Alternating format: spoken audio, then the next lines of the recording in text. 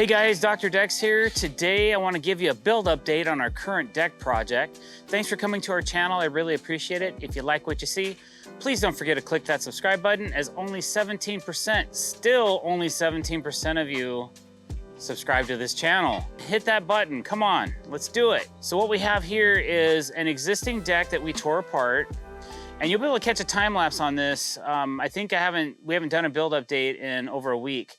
So there's a couple things you may have missed, but we did a demo where we took all of the decking off of this deck, and then we did a little bit of reframe, and then we installed new decking on top of the old frame. We added some framing to that. We G-taped everything. We've got all the deck laid, installed. We did a hidden fastening system on this called not Cortex. It's a Fasten Master fusion lock gun. It's a hidden clip, and then we Cortex the ends, and we also Cortexed the steps. So we've trimmed it all out. That's all been Cortexed, and now we're working on some cable rail to finish up this front entry, and then we're going to go into the back and work on the cable rail on the back deck after we finish this front one. Right now, Jose's drilling out a custom post that we need to finish up the stair set over here. I have this piece here that's just kind of being mocked up for some fasteners in the concrete, but that post is not going to be used. It's just sitting there for a minute. So basically, we're almost ready to mount this post, but we just finished cleaning up the holes to make it look nice. And then we're gonna mount that right to the concrete. And once that's done, then we can start, we can finish our top cap for the down rail, and then we can run our cable. So that's kind of what's on the docket today. So let's go take a look at this deck really quick. This decking is made by a company called TimberTech. The line is called Azek, and the color is called Weathered Teak. And then there's a dark hickory border that we did. We also ran some dark hickory trim up against the house just to give it a nice look, kind of like baseboard in your home. We like to do that a lot because it's really hard to get all those boards sitting perfect up against the house. We didn't do any surface borders on this front entry. The deck wasn't framed for it, and we're doing a little bit more budget friendly, budget conscious on the front of the house. We spent a little bit more time, a little more effort on the back, but we feel it turned out really nice. It looks really pretty. The decking is attached to the frame with that clip system. If you look through the deck boards, you can see the clips right here. And that's a pretty cool system. It's made by Fasten Master. It's called Fusion Lock. So it's a pneumatic air gun that you hook up to an air compressor, and you have hoses, and you run it at a certain temperature. You run it at a certain pressure, and that will allow you to install 5 clips at a time before you have to load another set of clips. So it's a fairly efficient way to do it where you're not running and plugging so much. We still screwed down and Cortex the outside edges of this deck just to minimize movement. So we pin the ends so as expansion and contraction happens, it doesn't move around so much. Then we actually ran some multi-width fascia boards like you see here. Kind of matches the back deck, but I used a multi-width board on this front deck because of the height of the risers of the stairs. So we could have one clean piece of trim as you come down these stairs, and you look this way, it's just one nice wide piece. Because most of our rises are 7 to 7.5 inches, these end up being about a 7 1/8 to 7 1/4. So now that that is all finished up, we actually have one set of cable rail finished over here. So this is an aluminum rail system, very sturdy, stable, has stainless steel cables. The hardware is all integrated into the posts. As you can see here, this is where you tension everything right here. And this side is tension. I tensioned it yesterday and it's staying nice and tight. Sometimes you gotta tension it twice. Not on this one. This one's pretty tight. So all I have to do left on this is cut back those cables and then put some little beauty caps on the end, which you're really not gonna see, but it's not bad. So we're just finishing up this lower section of rail here, and then this front entry will be completed, and then we can get onto the back deck.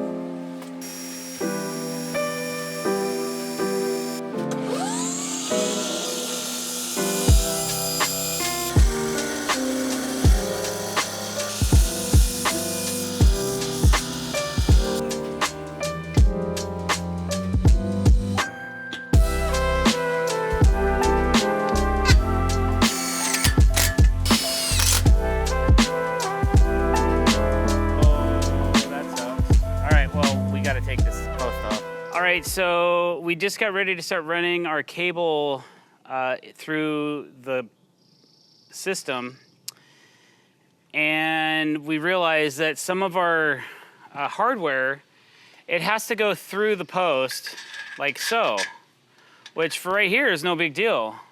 It's perfect. But I've got this spot down here where the fascia is in the way of us getting. I should have put the bottom two tensioners in the post before I installed this post. That was a lot of foresight. I don't do cable rail every day, so we got to pull this post and move it so I can get these bottom two tensioners in.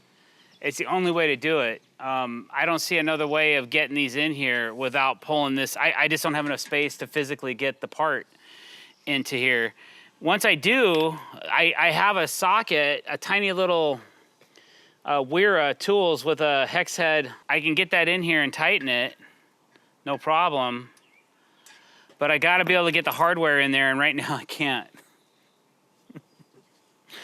Hindsight, man. So it is what it is. We're just gonna pull this off, pull 4 bolts, get these 2 bottom parts in, put it back together. We'll be back in action.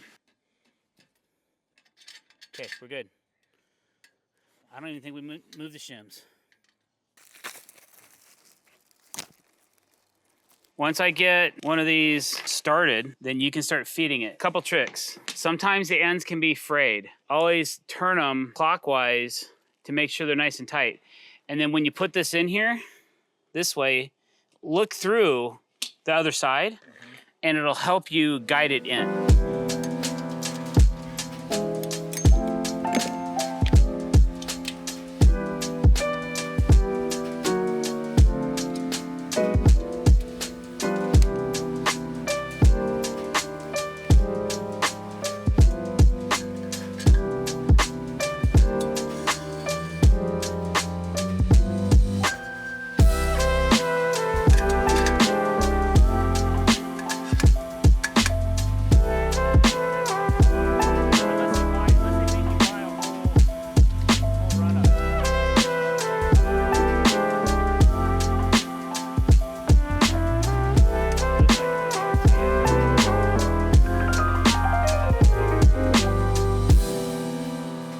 All right, guys, so we're getting ready to tension the cable. We've pre-tensioned it, but it's not really super stout like this is, okay?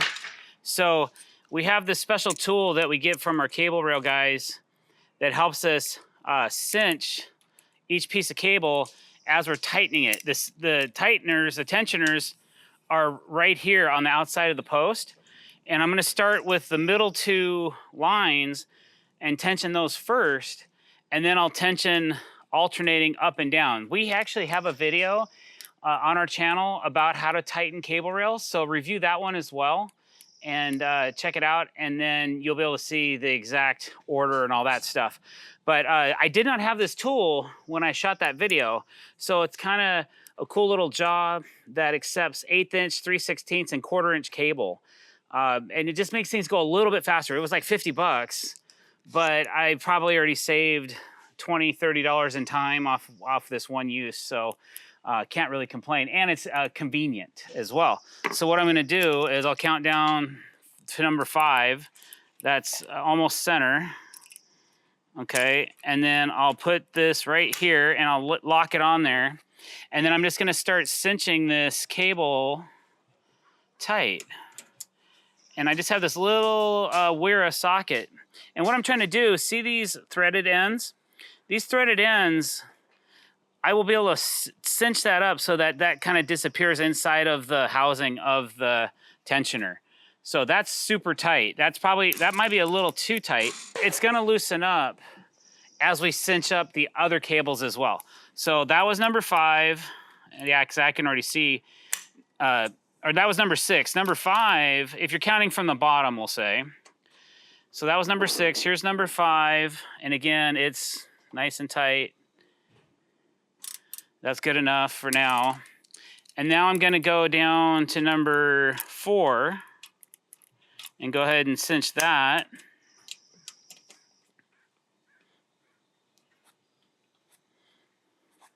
Having the right tools for every project is awesome. Okay, there's 4. Now I'm gonna go up to number 7.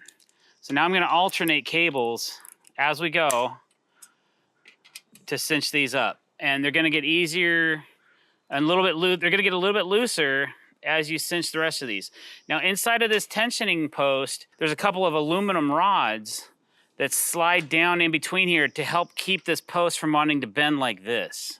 Okay, so that's nice and snug. So that's so I've done numbers 4, 5, 6, and 7. So now I can do number 8, and then I'll go down and do number 3. Okay, it just works a lot faster than if you have, like with a little socket ratchet, you can get it done so much quicker. Lock onto that, tool down here. So I only have the top 2 and the bottom 2 left. So it doesn't really matter which one I do first.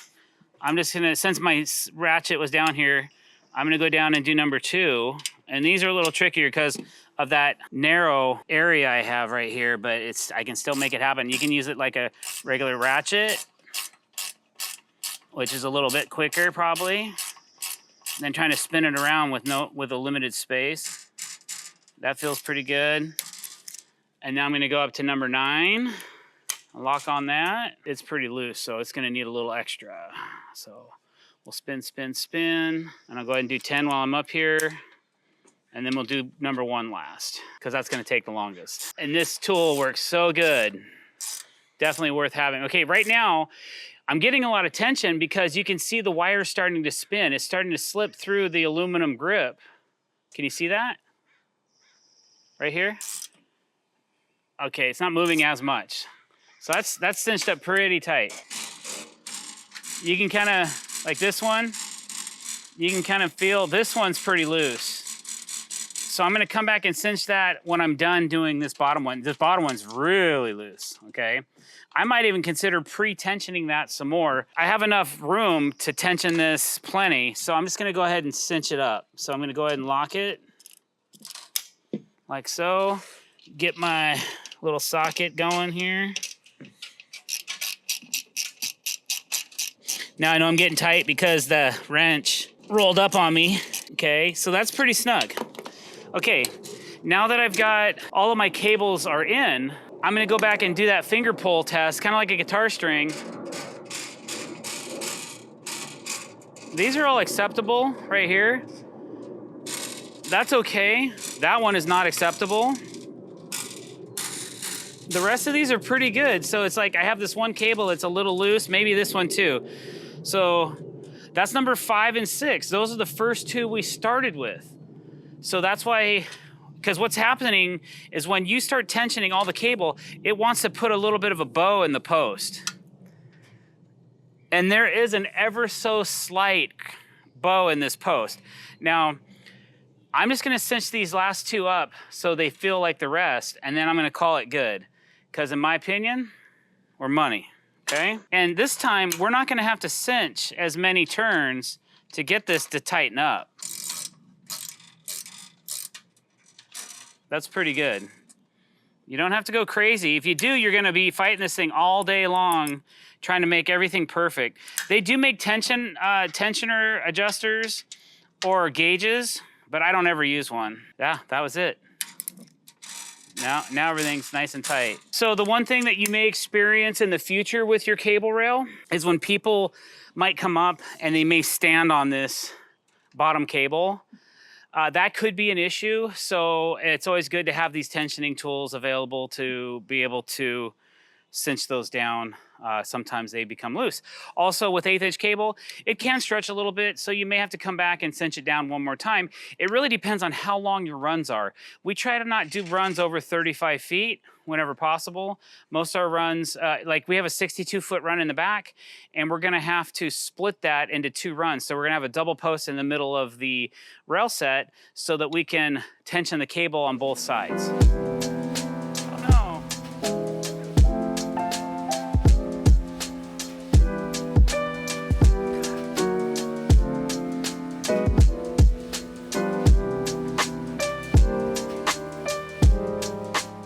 All right, guys, thanks for watching. We're all buttoned up here, got this one all done, so I hope you learned a little something about cable rail today. If you did, or you like this video, don't forget to hit that subscribe button and the bell icon to be notified when we're putting out new content. Don't forget to like this video and leave a comment below, and I'll try to get back to you. All right, guys, thanks for watching. Have a great day.